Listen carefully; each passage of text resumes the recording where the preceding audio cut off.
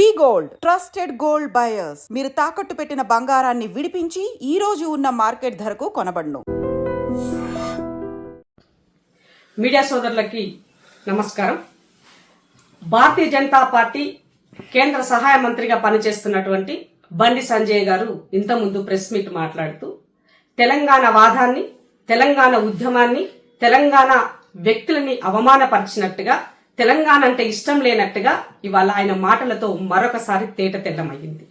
ఇవాళ గద్దర్ అంటే తెలంగాణ ఆట పాట లేనిది, తెలంగాణ పదమే లేదన్నది చాలా సందర్భాలలో ఈ సమాజం మాట్లాడుకుంది.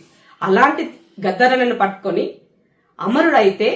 అమరుడైన వ్యక్తి తను చేసినటువంటి వాటికి, తను చేసిన సాహిత్యానికి, తను పాడినటువంటి పాటకి, తను ఆడినటువంటి ఆటకు, తను చేసిన పోరాటానికి, తన జీవితాన్ని తెలంగాణ కోసం సాక్రిఫై చేస్తే ఇవాళ ఆ గద్దరన్నకి ఏమాత్రం గౌరవం ఇవ్వకుండా అవమానపరుస్తూ భారతీయ జనతా పార్టీ కార్యకర్తలను చంపినటువంటి గద్దరికి మేమెందుకు అవార్డు ఇస్తామని మాట్లాడినటువంటి కుసంస్కారి బండి సంజయ్ ఇవాళ ఒక గల్లీ లీడర్ కన్నా మినిమం అవగాహన ఉంటది.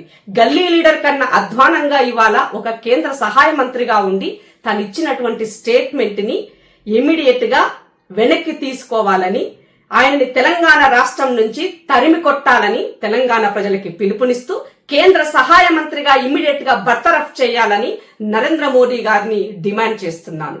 ఇదే నరేంద్ర మోదీ గారు గద్దర్ అమరుడైనాడు, ఆ పార్టీ తరపున ఒక ప్రధానమంత్రి హోదాలో ఉండి ఆయన నివాళులర్పించినాడు.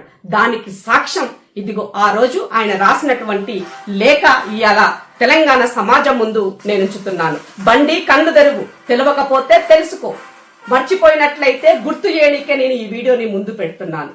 బండి సంజయ్ గాయకుడు గద్దర్ మృతికి సంతాపం తెలిపారు ప్రధాని నరేంద్ర మోడీ. గద్దర్ మరణం తీవ్ర దిగ్భ్రాంతి కలిగించిందని ఆయన సతీమణి విమలకు సంతాప లేఖను పంపారు.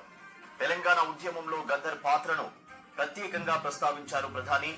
తెలంగాణ సంస్కృతి, కళను గద్దర్ పాటలు, కవితలు ప్రతిబింబిస్తాయని కొనియాడారు.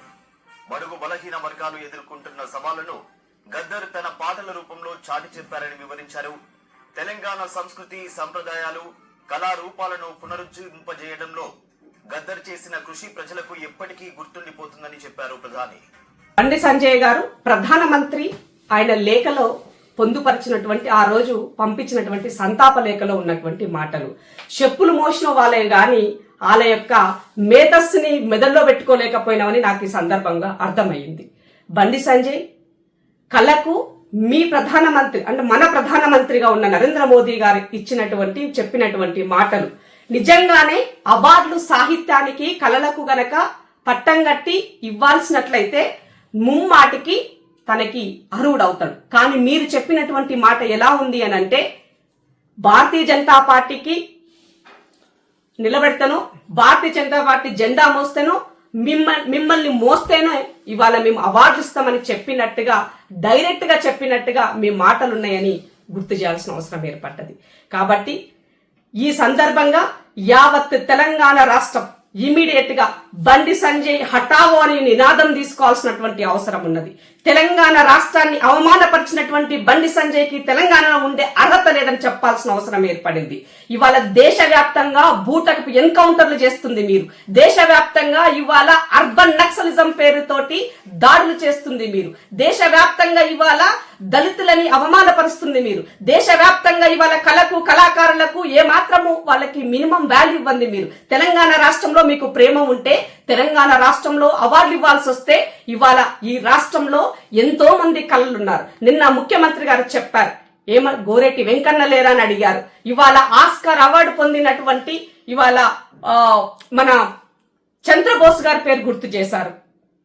తెలంగాణ వాది అయినటువంటి, తెలంగాణ జాతిపితగా చెప్పుకున్నటువంటి ప్రొఫెసర్ జయశంకర్ సార్ ఉన్నారు. మరి వీళ్ళెవరు గుర్తు రాలేదా మీకు అడుగుతున్నాను. పక్క రాష్ట్రంలో ఉన్న వాళ్ళని బాగా నెత్తినెత్తుకున్నారు కదా, ఈ రాష్ట్రంలో ఉన్న వాళ్ళు ఎందుకు గుర్తు రాలేదని అడుగుతున్నా. కాబట్టి బండి సంజయ్ మాట్లాడినటువంటి మాటలు ఇవాళ అవగాహన లేనటువంటి ఒక గల్లీ లీడర్ మాటలు లెక్క ఉన్నాయి. కాబట్టి ఇమీడియట్ గా తెలంగాణ రాష్ట్ర ప్రజలకి క్షమాపణ చెప్పాలని చెప్పి డిమాండ్ చేస్తున్నారు.